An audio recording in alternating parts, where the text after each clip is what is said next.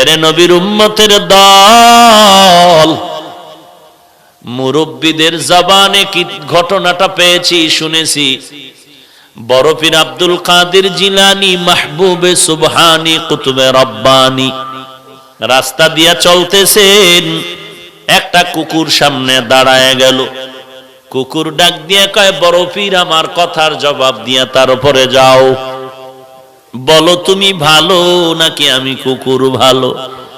বড় পীর চিন্তায় পড়ে গেলেন, যদি বলি কুকুর তুই ভালো আমি খারাপ, আল্লাহর কোরআনের আয়াতের উল্টা হবে, কারণ বনি আদম হলো শ্রেষ্ঠ। যদি বলি তুই খারাপ আমি ভালো, তো অহংকারী আসিয়া যাবে। আর যদি বলি আমি খারাপ তুই ভালো, তো কোরআনের আয়াতের উল্টা হয়ে যাবে। এখন আমি খারাপও বলতে পারি না, ভালো বলতে পারি না। ভালো বললে আমি নিজে ভালো বললে অহংকারী হবে, আমি নিজে খারাপ বললে তুই কুকুর ভালো বললে কোরআনের আয়াতের উল্টা হবে। আল্লাহর ওলি বান্দা মোরাকাবায় ঢুকলেন, আল্লাহ জবাব দিয়া দিলেন।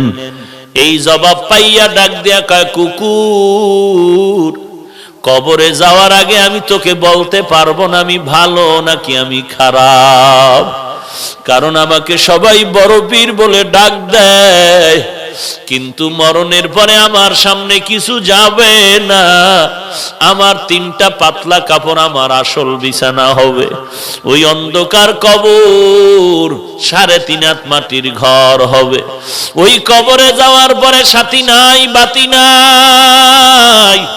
আল্লাহ পাকের 2 জন ফেরেশতা প্রশ্ন করার জন্য আসবে।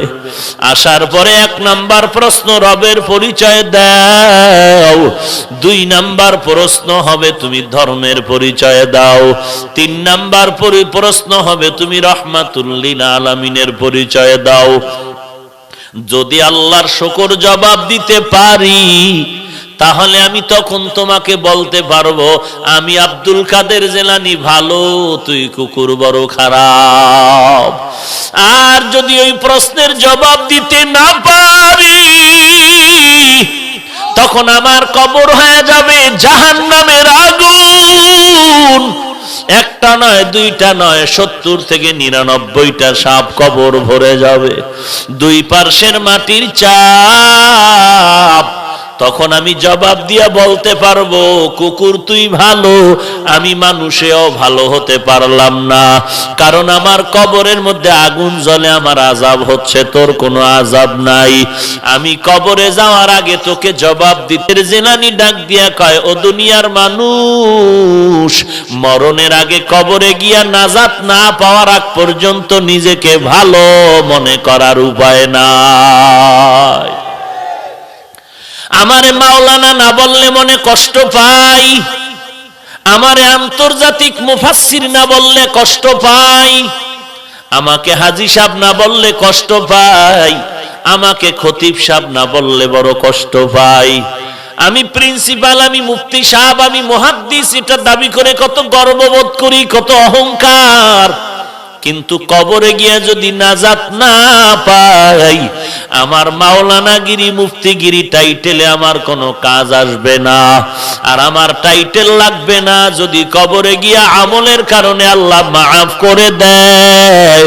আমি মাওলানা হওয়ারও দরকার নাই, মুফাসসির মুহাদ্দিস হওয়ারও দরকার নাই, আমার মতো ভালো জমিনে দুনিয়ায় আর কেউ হতে পারবে না। এরে নবীর উম্মতের দল, দিল্লি শাহী জামে মসজিদের মধ্যে খতিব হলেন শাহ ওলিউল্লাহ মুহাদ্দিসে দেহলভী রহমাতুল্লাহ আলাই। জুমার নামাজের খুতবায় যখন দাঁড়ায়, রুমাল দিয়া চেহারাটা ঢাকিয়া দাঁড়ায়। একজন দাঁড়ায় বলে, হযরত আপনি চেহারা ঢাকিয়া খুতবা পড়েন, কারণটা কি? আল্লাহর ওলি বলে, বাবা আগামী জুমায় তুমি জবাব নিতে আসবা। আগামী জুমায় যখন আসলো, বলে আমার কাছে দাঁড়াও। আল্লাহর ওলি শাহ ওলিউল্লাহ মুহাদ্দিস তার রুমালটা ওই প্রশ্নকারীর মাথায় দিলেন। প্রশ্নকারী একটা চিৎকার দিয়া বেহুশ হয়ে জমিনে পড়ে গেল।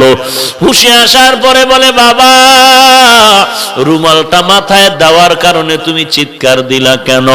ওই লোকটা বলে, আল্লাহর কসম, আপনার রুমাল আমার মাথায় দেওয়ার পর দিল্লির বিশাল শহরে তাকায় দেখলাম লক্ষ লক্ষ মানুষের মধ্যে কোনো মানুষ নাই, মাঝে মাঝে দুই একটা মানুষ দেখা যায়, আর বেশিরভাগ দেখা যায় কুকুর আর বানরের সুরতে। गर्व सूरत आदमी इंसाबुदे अहमदोबू जहलो हामेक साबुदे आदमीरा आदमीयत लाजिमास्त औदेरा गर्बुना बाशुदही जमास्त। গোটা দুনিয়াটা শাসন করেছেন দুইজন, শোষণ করেছে দুইজন। একজন শাসনকর্তা সুলাইমান পয়গম্বর, আর একজন শাসন করেছিলেন বাদশাহ যুলকারনাইন। ইন্তেকালের আগে বাদশাহ যুলকারনাইন বললেন, মরার পরে জানাজা পড়াইয়া কাফনের ভেতর থেকে হাত দুইটা বের করে এলাকায় ঘুরায় ঘুরায় কবরে নিয়ে যাওয়া। যখন এনা জানাজার পরে এমন করা হলো, দুনিয়াওয়ালারা কয়, দেখ দেখ, দুনিয়ার ক্ষমতা পাইয়াও লোভ এখনো সামলাইতে পারে না, মরার পরও আরো চায় আরো চায়। ইমানওয়ালা কয়, না রে বেয়াকুফ, না না, বাদশাহ যুলকারনাইন গোটা মানুষের সবক দিয়া গেল। আমি দুনিয়ার পুরা ক্ষমতা পাইয়াও আজ খালি হাতে কবরে যাইতেছি। এরে নবীর উম্মতের দল, কিসের মাস্তানি আর কিসের বাহাদুরি করো? তোমার আপন ছেলে যার জন্য তোমার ঘাম নষ্ট করে কামাই রুজি করে বাড়ি গাড়ি করো, ওই ছেলেটা তোমার গুনার ভাগ নিবে না, ওই মেয়েটা তোমার গুনার ভাগ নিবে না, তোমার মা তোমার আপন গুনার ভাগ নিবে না। দুনিয়াতে যদি মামলায় পড়ে যাও, বিপদে পড়লে দেখছনি মা বাবায় বলে, এই সন্তান আমি চাই না। একটু বিপদে পড়লে মা সন্তানেরে ভুলিয়া যায়, আবার সন্তান মা বাবারে ভুলিয়া যায় স্বার্থের ভরি টানে ভরিয়া। অতএব তুমি কার পিছনে দৌড়াও, সব বাদ দিয়া তুমি আমার মাওলার সাথে যোগাযোগ লাগায় দাও। আল্লাহকে ডাক দিয়া বলো, হে মালিক, দুনিয়াতে এই 70 বছর 60 বছর 40 বছর হায়াতে আমার প্রত্যেকটা সেকেন্ড আমি আমার দুনিয়ার লাইনে ব্যয় করলাম, বন্ধুর লাইনে ব্যয় করলাম, আমার খেলার মাঠের বন্ধুর পিছনে আড্ডা দিয়া সময় নষ্ট করলাম, লেখাপড়ার মাঠে আমার ছাত্র ভাই বোনের পেছনে সময় দিলাম, কর্মজীবনে আবার আমি টাকার পেছনে সময় দিলাম। আজান কানে আসছে মসজিদে যাই নাই, আলেম ওলামার মাইকের বয়ান আসছে বয়ানে যাই নাই, আল্লাহ ওয়ালারা ডাকছে আসো, মুয়াজ্জিন ডাকছে আসো, যাই নাই। ও আল্লাহ, সব জিন্দেগি বরবাদ করে ফেললাম। চোখ দুইটা বন্ধ করে তাকায় দেখি আমার আমল নামায় ভালো একটা নেক আমল নাই। ওরে বান্দা, আল্লাহ যদি জিজ্ঞাসা করে এমন একটা ওসিলা পেশ করো। আইয়ুব নবী এত বিছানায় অসুস্থ, সবাই পোকা পড়ার কারণে দুর্গন্ধে এলাকা ছাড়িয়া সবাই চলে যায়। আইয়ুব নবী এখন কাঁদতেছে, আল্লাহ সবাই আমারে ছাড়িয়া যায়, তুমি আমারে ছাড়িয়া দিও না রে আল্লাহ। এই কান্নার মধ্যে তাকায় দেখে অনেক বিবি তার ছিল, কয়েকজন বিবি আইসা বলে, আমাদের তালাক দেন, আমরাও চলে যাব। আইয়ুব নবী কান্না করে বলে, বিবিরা যাও যাও, আমার জন্য আমার আল্লাহ হলেন যথেষ্ট। এইবার আইয়ুব নবী ভাঙ্গা দিল নিয়ে কান্না করে বলে, ও মালিক, আমার আদরের আপন বিবিরা পর্যন্ত আমাকে ছাড়িয়া সবাই চলিয়া যাইতেছে, তুমি আমাকে ফালাইয়া দিও না, মেহেরবানি করে তুমি আমাকে কবুল করিয়া নিও। হঠাৎ আইয়ুব নবী তাকায় দেখে পায়ের কিনারায় একমাত্র বিবি রহমা বয়া বয়া কান্না করে। আইয়ুব নবী ইশারা করে বলে, বিবি সবাই গেল, তুমি কেন যাও না? ইউসুফ নবীর কন্যা রহিমা, কিন্তু আসল নাম রহমা, তুমি যাও। বলে, না না, আমাকে যেতে বলবেন না পয়গম্বর। কারণটা কি? বলে, আমি আপনার খেদমতে আমার জীবনটা কাটায় দিতে চাই। কারণ কি? বলে, হাসরের ময়দান তো বড় কঠিন, একটা একটা নেকের টানে মা বাবায় জাহান্নামে যাবে, ছেলে মেয়েরা জান্নাতে যাবে। একটা নেকের ব্যবধানে অনেক সময় ছাত্র জান্নাতে যাবে, ওস্তাদরা জাহান্নামে যাবে। একটা নেকের টানে বক্তা জাহান্নামে যাবে, শ্রোতারা জান্নাতে যাবে। একটা নেকের ব্যবধানে ইমাম সাহেব জাহান্নামে যাবে, মুক্তাদিরা জান্নাতে যাবে। একটা নেকের ব্যবধানে দেখা যাবে পীর সাহেব জাহান্নামে যায়, মুরিদেরা আমল করিয়া জান্নাতে যায়। এরে নবীর উম্মতের দল, রহমা নামের বিবি কান্না করে বলেন, ওই হাসরের ময়দান এমন একটা ভয়ঙ্কর ঘর, একটা জায়গা, সূর্য মাথার উপরে নেমে আসবে, সূর্যের তাপে জমিনটা তামা হয়ে যাবে। ওদিকে জাহান্নামের আওয়াজ, ওদিকে আমার আল্লাহ তাআলার কুদরতের আওয়াজ। ওয়ামতাজুল ইয়াউমা আইয়ুহাল মুজরিমুন, এরে গুনাহগারের দল, নেককারদের থেকে তোরা আলাদা হয়ে যা। জাহান্নাম চিৎকার দিয়ে বলবে, রে মালিক, গুনাহগার গুলো সব আমার পেটের মধ্যে দিয়া দাও রে আল্লাহ। সূর্যের তাপে মানুষের গুনাহগারের মাথার মগজগুলো টাস টাস করে ফেটে যাবে, পায়খানার রাস্তা দিয়া পেটের নাড়ি বুড়িগুলো পড়িয়া যাইবে। এমন কান্নার আওয়াজ, জাহান্নামের আওয়াজে হাসরের ময়দানটা থরথর করে কাঁপা শুরু হয়ে যাবে।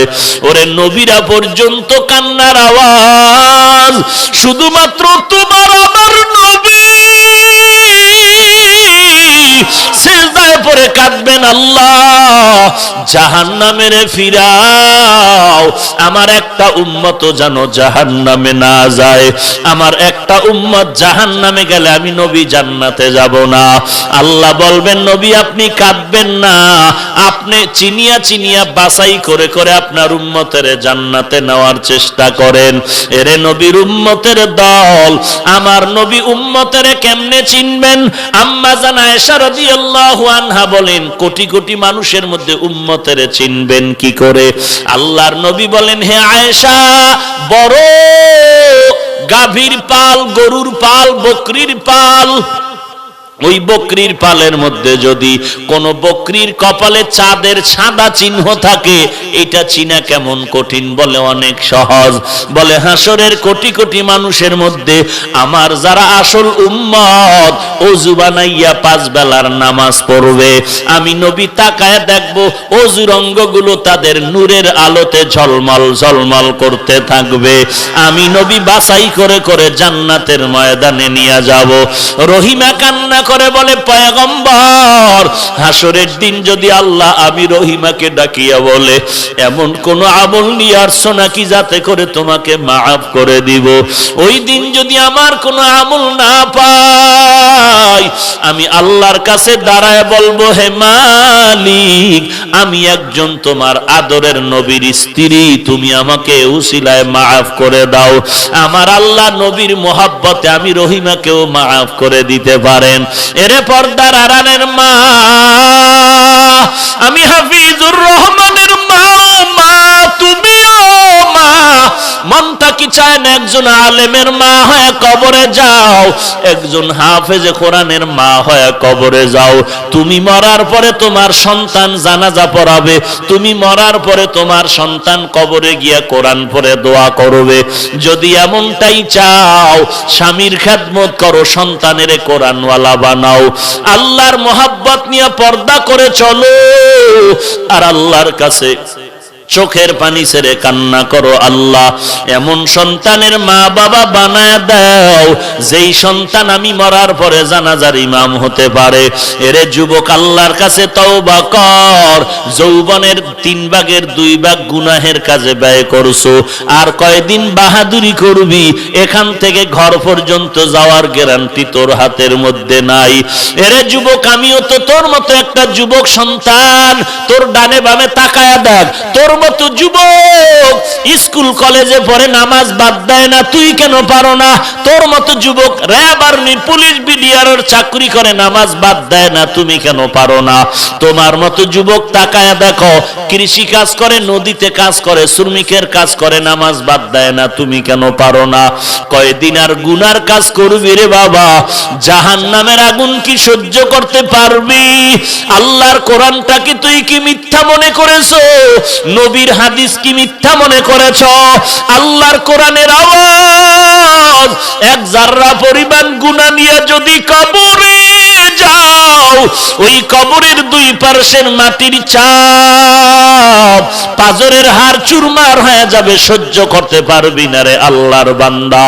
তওবা কর, আল্লাহর কাছে কান্না কর, ও আল্লাহ জীবনে আর কোনোদিন নামাজ ছাড়বো না, বেপরদায় চলবো না, আর কোনোদিন মা বাবার সাথে বেয়াদবি করব না, আলেম ওলামাদের সাথে বেয়াদবি করব না, আর কোনোদিন দেশের বিরুদ্ধে জাতির বিরুদ্ধে ষড়যন্ত্র করব না, সহিভাবে কোরআন পড়ে নামাজ পড়ব, নবীর তরিকায় চলব। তওবা করার যদি নিয়ত হয়, খাঁটি তওবার নিয়তে দুটো হাত আমার আল্লাহকে দেখায়া দাও। আয় আল্লাহ সবার হাত কবুল করে নেন, তওবা কবুল করে নেন, তওবার উপরে মজবুত হয়ে চলার তৌফিক দান করেন, আমিন। আল্লাহ সব ভাইকে হেদায়েত দান করুন। এত কিছু বলার মাকসাদ কি? একটাই মাকসাদ, আমরা জাহান্নাম থেকে বাঁচতে চাই। সাহায্য ছাড়া চলার কারো কোনো উপায় নাই। এখন সাহায্য যার থেকে আমরা নিব, তার মধ্যে দেখতে হবে তিনটা দুর্বলতা যেন না থাকে। এক নম্বরে পিছুটান থাকা যাবে না, দুই নম্বরে অভাব থাকা যাবে না, তিন নম্বর হলো তার কোনো স্বার্থ থাকা যাবে না। এবার গভীরভাবে তালাশ করুন, গোটা জগৎ ঘুরে একটা মানুষ পান কিনা যার কোনো পিছুটান নাই। একটা মানুষও পাবেন না যার পিছু টান নাই। ছেলে পেছনে টানে, মেয়ে পেছনে টানে, স্ত্রী পেছনে টানে, কাপড় দাও, টাকা দাও, পয়সা দাও, ঘর দাও, বাড়ি দাও। এবার অভাব, কি পরিমাণ অভাব! যে যত বড় লোক সে তত অভাবী। গরিবের অভাব 100 টাকায় সমাধান হয়, বড় লোকের অভাব 1,00,000 টাকায় সমাধান হয় না। অভাবটা কি পরিমাণ! পারস্যের কবি আল্লামা শায়েখ সাদি রহমাতুল্লাহ আলাইহি বলেন, মানুষের পেটের ক্ষুধা নিবারণ হলো, চোখের ক্ষুধা নিবারণ হয় না। খেরের ঘরে বয়া কানতেছে, টিনের ঘর হলে কতই না আরাম। টিনের ঘরওয়ালা কানতেছে, বিল্ডিং হলে কতই না আরাম। বিল্ডিং ওয়ালা কানতেছে, 5 তলা হলেই না কত আরাম। 5 তলাওয়ালা কানতেছে, 10 তলাওয়ালা 10 তলার বিল্ডিং হলে কিনা আরাম। এইভাবে গোটা জগৎ যদি কাউকে দেওয়া হয়, তারপর বলবে আরেক দুনিয়া পাইলে কতই না মাস্তানি করা যেত। পেটের ক্ষুধা নিবারণ হলো, চোখের ক্ষুধা নিবারণ হয় না। সব মানুষ অভাবী, যে কারণে মানুষ কেউ খাবে কেউ খাবে না স্লোগান দেয়, ঠিক নিজের খানাটাই খায়, অন্যের খবর নেয় না। কেন? অভাব, অভাব, অভাব। গরিব যেই পরিমাণ অভাব, তার থেকে বড় লোকের আরো অভাব। 3 নাম্বার, যার স্বার্থ নাই। গোটা জগতে একটা লোক খুঁজে পাবেন না স্বার্থ নাই। পীর বলেন, ফকির বলেন, দরবেশ বলেন, কুতুব বলেন, আলেম বলেন, আওয়াম বলেন, শিক্ষিত অশিক্ষিত, স্বার্থ ছাড়া কেউ নাই। মুরিদেরটা খাইয়া পীর সাহেব নিজের পেট মোবারক তিমি মাছ বানিয়ে ফেলেছে। কাটটা খাইছে? মুরিদেরটা খাইয়া নিজের পেট মোবারক তিমি মাছ। মুরিদেরটা খেয়ে খেয়ে এরপরে অট্টালিকা তৈরি করে। একদল মুরিদের কিছু দেয়, আর একদল মুরিদের তা শুধু খায়। খাওন যেন বন্ধ হয় না যায়, শুধু খাওয়ার লোভে পড়িয়া স্লোগান দিয়া পীর বাবায় বলে, হিন্দু আসো, বৌদ্ধ আসো, খ্রিস্টান আসো, ইহুদি আসো, তোমার ধর্মে থাকো, শুধু আমার কাছে এসে মাথা নত করো, তুই জান্নাত পেয়ে যাবে। তাহলে অভাব ছাড়া জমিনে কেউ নাই, পিছুটান ছাড়া কেউ নাই, স্বার্থ ছাড়া। হ্যাঁ, মনে করেছিলাম আম্মাজানের স্বার্থ নাই, আব্বাজানের স্বার্থ নাই, কিন্তু তাকায়া দেখলাম আব্বা আম্মাও স্বার্থের টানে সন্তানকে হত্যা করে ফেলে, সন্তান স্বার্থের টানে মা বাবাকে হত্যা করে, স্ত্রী স্বামীকে হত্যা করে, স্বামী স্ত্রীকে হত্যা করে। এই ঘটনা কি ইন্ডিয়ার খবর? সোনার বাংলার খবর। সোনার বাংলা নাই, রুভার বাংলা হয়ে গেছে, স্বার্থের টানে, অভাবের কারণে। শীতের পোশাক কিনার টাকা নাই, নিজের কত পোশাক। যদি আজ মানুষ একটু স্বার্থ ছাড় দিত, তাহলে সদরঘাটার গুলিস্তানে পোশাক বস্ত্রহীন কোন মানুষ ডাস্টবিনের পাশে পড়ে থাকতো না। গরিব কাতরাচ্ছে, একটা কম্বল নাই, একটা খাতা নাই, শীতের একটা পোশাক কিনতে পারে না।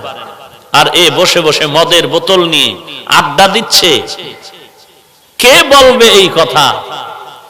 প্রশাসন, সরকার থেকে একটাই আওয়াজ, মাদক নির্মূল করো, জঙ্গি দমন করো, সন্ত্রাসী কর্মকাণ্ড বন্ধ করো।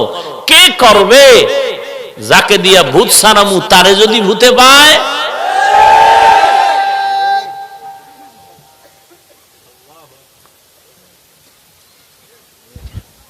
একটা ওয়ার্ডের কমিশনার, একটা থানার ওসি সাহেব যথেষ্ট 1 ঘন্টা টাইম পুরা থানার মাদক বন্ধ করার জন্য। সাধারণ মানুষ যদি একটু সহযোগিতা করে। কিন্তু হঠাৎ করে যখন ওসি সাহেব সৎ নিয়তে সামনে আগায়, কমিশনার আগায়, ফট করে কোন দিকের গোপন টেলিফোন চলে আসে, সব তছনছ হয়ে যায়। না হয় 1 ঘন্টা টাইম এই জমিনকে পবিত্র করার জন্য। এই জমিন পবিত্র করার আগে মানুষের অন্তরকে পবিত্র করতে হবে।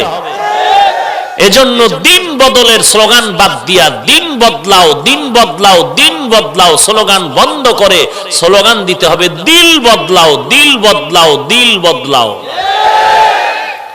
মানুষের দিল যখন বদলে যায়, তখন বিড়ি ফেলে দেয়, মদ ফেলে দেয়, তখন সে পান খায়, জিব্বা দিয়া গালিফা বন্ধ করে জিকির করে, টুপি বাদ দিয়া টুপি মাথায় দেয়, দাড়ি ছিল না দাড়ি উঠছে। কেন? তার দিন বদলায়, স্লোগান লাগে নাই। দিলটা যখন বদলায় গেছে, দিন অটোমেটিক বদলায় গেছে। অতএব দিন বদলের আগে দিল বদলাও। দিল বদলাইলে দিন বদলাবে, দিন বদলালে সমাজ বদলে যাবে। আর এই দিল বদলানোর একমাত্র মেডিসিন কোরআন সুন্নাহর বয়ান, আল্লাহওয়ালাদের সোহবত। আল্লাহওয়ালার সোহবত না থাকার কারণে কোরআন হাদিস পড়িয়েও গোমরা হয়ে যাচ্ছে। কোরআন হাদিস হাতে থাকার পরেও শুধু আল্লাহওয়ালাদেরকে মুরব্বি না মানার কারণে সে বলে শবে বরাত পালন করা দুর্গা পূজা পালনের সমান। আমার মতো নাম্বার সারা মোল্লা নয়, ডক্টর আল্লামা লাগায় বলে কালেমায়ে তৈয়বা কুফরি কালেমা। কেন? কোরআন সুন্নাহর অভাব। হ্যাঁ, আল্লামা হইছে কোরআন সুন্নাহ ছাড়া, কথায় কথায় হাদিস, কথায় কথায় কোরআন। এরপরও কেন উল্টা পাল্টা বক্তব্য? শুধু কোরআন সুন্নাহ তার দিল পাল্টাতে পারেনি, আল্লাহওয়ালার সোহবত দরকার ছিল। আল্লাহওয়ালাদের সোহবত এমন, একটা ছাত্র যেমন শিক্ষকের সামনে অন্যায় করতে ভয় পায়, ঠিক একজন তাকওয়াওয়ালা আল্লাহওয়ালার সামনে সাধারণ একজন মুসলমান, একজন সাধারণ আলেম জিহ্বা দিয়ে কথা বলতে ভয় পায়। আর এই ভয়টা যখন অন্তরে আসবে, তখন সে সঠিক পথে চলা সহজ হয়ে যাবে। এজন্য ওয়াজ মাহফিলের আয়োজন, এজন্য আল্লাহওয়ালাদের কাছে যাওয়া। রাতারাতি কেউ আল্লাহওয়ালা হয় নাই, রাতারাতি কেউ ইঞ্জিনিয়ার হয় নাই। যত দামি দামি ইঞ্জিনিয়ার এ দেখবেন যে তুমি শুধু সার্টিফিকেট দিয়ে হয়েছো বলে না, সার্টিফিকেট তো আছেই। অভিজ্ঞ ইঞ্জিনিয়ারের পেছনে পেছনে আমি রাত নাই দিন নাই সময় দিয়েছি। অতএব সাহায্য ছাড়া চলার উপায় নাই। সাহায্য তুমি এমন ব্যক্তির থেকে নিতে হবে যার তিনটা দুর্বলতা নাই, অভাব নাই, স্বার্থ নাই, পিছুটান নাই। এই তিনটা দুর্বলতা নাই, জগতে একজনই পাওয়া যাবে, তিনি হলেন আমার আল্লাহ। কে? এবার আমাকে একটা প্রশ্নের জবাব দেন। আপনাদের কাছে খারাপ লাগতেছে কথাগুলো, আমাকে একটি প্রশ্নের জবাব দেন। আবার আপনার রসুল রহমাতুল্লিল আলামিন থেকে দামি পীর সাহেবের কি নাম? কথা বলেন। কেউ নাই না? আপনারা ভুলে বলতেছেন। আমার রসুল থেকে কোনো দামি পীর নাই। কেন? খাজা মঈনুদ্দিন, বড় পীর আব্দুল কাদের জিলানী। হ্যাঁ, আমার নবীজির দরবার থেকে দামি দরবার নাই। সঠিক? আমার নবীজির মাজার শরীফ থেকে দামি কোনো মাজার নাই। তা তুমি তোমার পীর বাবার মাজারে দুধ দিয়া ধুইয়া দাও, মদিনারটা ধো না কেন? তুমি তোমার পীর বাবার দরবারে জুতা নিয়ে ঢোকো না, মদিনায় কেন ঢোকো? কি ব্যাপার? ধর্মীয় শিক্ষা নাই, থাকলেও জাহান্নামের ভয় নাই, থাকলেও আল্লাহওয়ালা মুরব্বি মানে না। মুরব্বি মানে ঠিক, একেবারে যে মানে না তা না, কোয়ালিটি আলাদা। শিষ্য যেমন বিড়ি টানে, মুরব্বিও টানে। তাহলে এই মুরব্বি দিয়া শিষ্য ভালো হবে কোনদিন? এজন্য তাকওয়াওয়ালা মুরব্বি মানা দরকার। তো সাহায্য কার থেকে আমরা? আচ্ছা, তাহলে আমাদের শ্রেষ্ঠ নবী, যার মতো কোনো পীর নাই, যার কোনো তুলনা, যার জীবনে কোনো গুনাহ, সন্দেহ আছিল কোনো গুনাহ? হ্যাঁ, সেই নবীজির বয়স কত ছিল আপনাদের জানা আছে? কত? 63 বছর। এই 63 বছরে কি নবীজির কখনো কিছু নিজের জন্য প্রয়োজন হতো? নবীজির কিছুই প্রয়োজন হতো না। কথা বলেন না কেন? খানার প্রয়োজন হতো না? বাজারে যাওয়া লাগতো, ঘুম, বিয়া শাদী, সন্তানাদি, এই যে প্রয়োজনগুলো নবীর যখন হতো, কোন মাজার শরীফে গিয়া নবী বলতেন ওই মাজারওয়ালা দাও? আইয়ুব নবীর মাজারে। তো মুসা নবীর মাজারে? কোন মাজারে? কি আল্লাহর মাজার আসেনি? মাজার কি জিন্দা লোকের হয়? আর এক ঝামেলা, আল্লাহর বলে মাজার। কার কাছে চাইতেন? তো সর্বশ্রেষ্ঠ নবী যদি আল্লাহর কাছে চাইতে পারে, তুমি কেন মাজারে চাও? এই ভণ্ড, তুমি কেন কবরওয়ালার কাছে চাও? কি ব্যাপার? হ্যাঁ, এক জায়গায় চাইছো পাও নাই, আর এক জায়গায় গেছো, এইটা মানা যায়। আল্লাহ দিতে পারে না এই জন্য মাজারে চাও না? আল্লাহ পারেন? পারেন তো চাও না কেন? চাইছি ঠিক, পাই না। বহু চাইছি, কত যে চাইলাম, একটু যদি পাইতাম। নামাজ পড়ি, রোজা রাখি, এই যে এত কষ্ট করি, অথচ বেনামাজিরা বছরে বছরে জায়গা রাখে, বিল্ডিং করে, অভাব নাই, অথচ আমরা পাই না। আল্লাহ বলেন ওই বেঈমানেরা চায় না, আল্লাহ দেয়।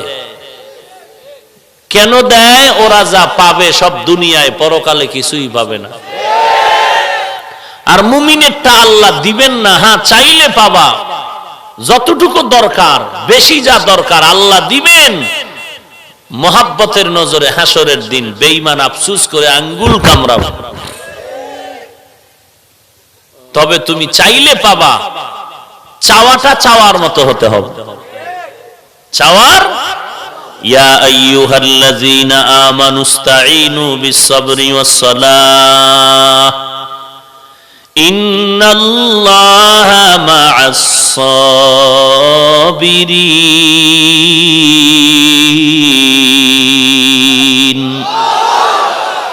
আল্লাহ বলেন আমার কাছেই চাও দুইটা জিনিসের মাধ্যমে, এক নম্বরে ধৈর্য, দুই নম্বরে নামাজ।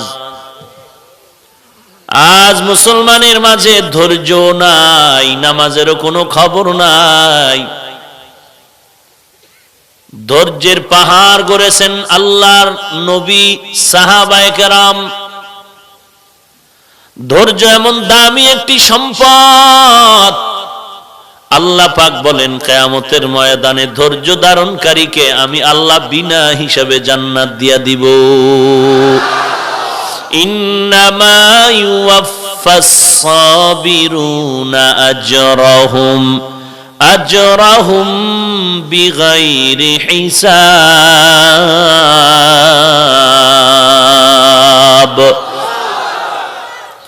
হাসরের দিন আল্লাহ বলবেন ধৈর্য ধারণকারীরা বিনা হিসাবে জান্নাতে যাও। দুই নম্বরে নামাজ। বলেন নামাজ সপ্তাহে কয় ওয়াক্ত? হ্যাঁ, প্রতিদিন 5 ওয়াক্ত, না মাসে একবার? এই ময়দানে আপনারা বসে আছেন, একজনকে যদি বলি ভাই তুমি মাজারে চাও কেন, তুমি বলবা আল্লাহর কাছে চাইলাম পাইলাম না। যদি চাওয়ার পেছনে হিসাব নেই, বলো আজকে ফজর পড়ছনি, বলে পড়ি নাই। জহুর পড়ছনি, বলে পড়ি নাই। আসরের নামাজ পড়েছো, বলে পড়ি নাই। মাগরিব পড়েছো, বলে পড়ি নাই। এশার নামাজ পড়ি নাই। সামনে ফজর পড়ব কিনা আল্লাহ ভালো জানেন। আল্লাহ বলেন আমার কাছে চাওয়ার কিছু নিয়ম আছে, নিয়ম ছাড়া দেব না। এরে আল্লাহর গোলাম, এক নম্বরে ধৈর্য, দুই নম্বরে নামাজ। তোমার মধ্যে ধৈর্য নাই, নামাজও নাই, এইভাবে যদি চাও তুমি পাইবা না। ধৈর্য আর নামাজের মাধ্যমে চাইতে দেরি, পাইতে দেরি হবে না। গরতাওয়াকুল মিকুনি হর সুবহ শাম, মিরসানা দৃষ্টি তু আজলা মাকাম, জুজবা হকচি জে মখাজ ইনসো যা, ফজলে উ আমস্তে দর জুমলা জাহা। কার কাছে চাইবেন? কয় জিনিসের মাধ্যমে? এক নম্বরে কি? দুই নম্বরে কয় ওয়াক্ত নামাজ? সপ্তাহে কয় দিন? হ্যাঁ, এরে নবীর আশিক উম্মতের দল, আজকে তাকায়া দেখো ধৈর্য নাই, নামাজও নাই। যেই লোকটা ফজর পড়ে নাই, জোহর আসর মাগরিব এশা পড়ে নাই, বয়ানের মধ্যে বসলো, আগামী কালকের ফজর পড়বে কিনা তাও সন্দেহ। এই লোকটাকে আল্লাহ কি দিবেন? আল্লাহ বলেন হ্যাঁ, তোর যা প্রয়োজন আমি যতটুকু পারি দিয়ে দিব, কিন্তু হাসরে কিছুই পাবি না। আর যারা আমার ইবাদত ঠিক মতো করবা, আমি আল্লাহ দুনিয়াতে যা দিব বোনাস, আসলটাই দিব আমি হাসরের ময়দানে। ধৈর্যের এত দাম।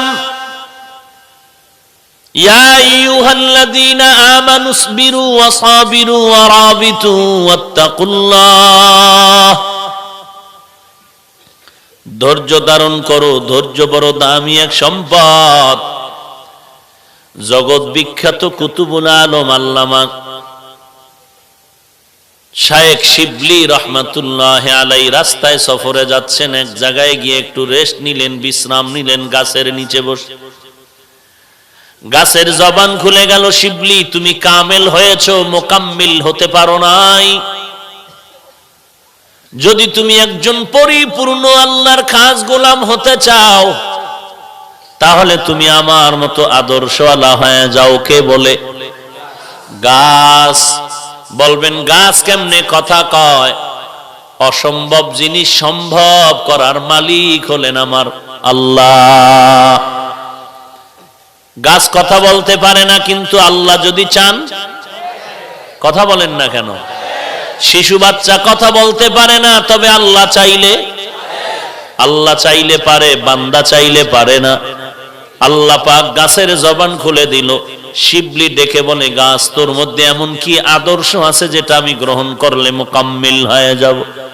গাছ ডাক দিয়া কয়, শিবলি তাকায় দেখ, আমার পুরা বডির মধ্যে শুধু মাইরের দাগ, বেতের আঘাত, ছুরির আঘাত।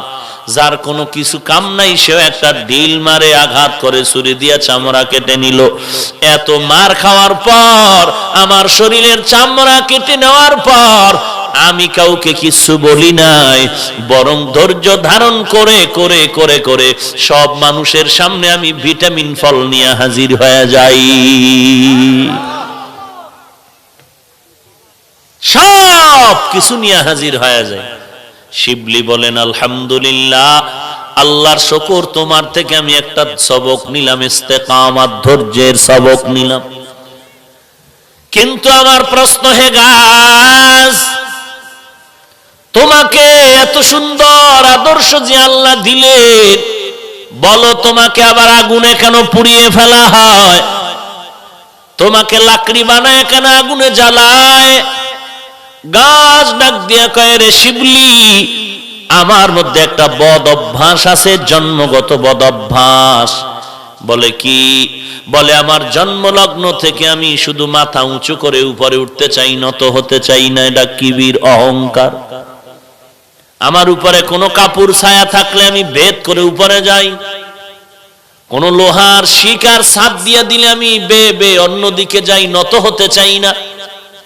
আমার এই কিবির আর অহংকার দমন করার জন্য আমার স্থায়ী শাস্তি হলো আগুন। কুতুবুল আলম শিবলি রহমাতুল্লাহ আলাইহি বলেন, গাছ, একটা আদেশ নিলাম, একটা আদর্শ নিলাম, জীবনে ধৈর্য ধারণ করতে হবে, ইস্তেকামাতের উপরে চলতে হবে। 2 নাম্বার আর একটা সবক নিলাম, নিজেকে বড় মনে করা যাবে না, তো আগুনে ফুটতে হবে। কোটি টাকার মালিক দেখো, অভাব হয় না দূর, গরিব ঘুমায় আরাম করে, মনটা বাহাদুর। ফেরাউনের লাশটা দেখো মিশর জাদু ঘরে, খায় না মাটি, পোকা মাছি সবাই ঘৃণা করে। হৃদয় থাকিবে যার নম্রতা সদা, রহমত আসিবে সেথা প্রভুর ওয়াদা। বড়র বড়াই থাকলে দিলে রহমত আসবে না, নিজেকে নিজে ছোট মনে করিও সদা। উঁচু জমিন থেকে পানি নিচু জমিনে যায়, তেমনি খোদার রহমত আসে নম্রতার হৃদয়। ভোগ বিলাসের বাড়ি গাড়ি পরে রবে সব, ভোগ বিলাসের বাড়ি গাড়ি পরে রবে সব। থাকতে সময় স্মরণ করো আল্লাহ আমার রব, থাকতে সময় স্মরণ করো আল্লাহ আমার রব। কে আমার রব? রব মানে কি? শুধু রিজিক দেনেওয়ালা? রব হলেন তিনি, সকল মাখলুকতের প্রয়োজনের আয়োজন করেন যিনি, তিনি হলেন রব।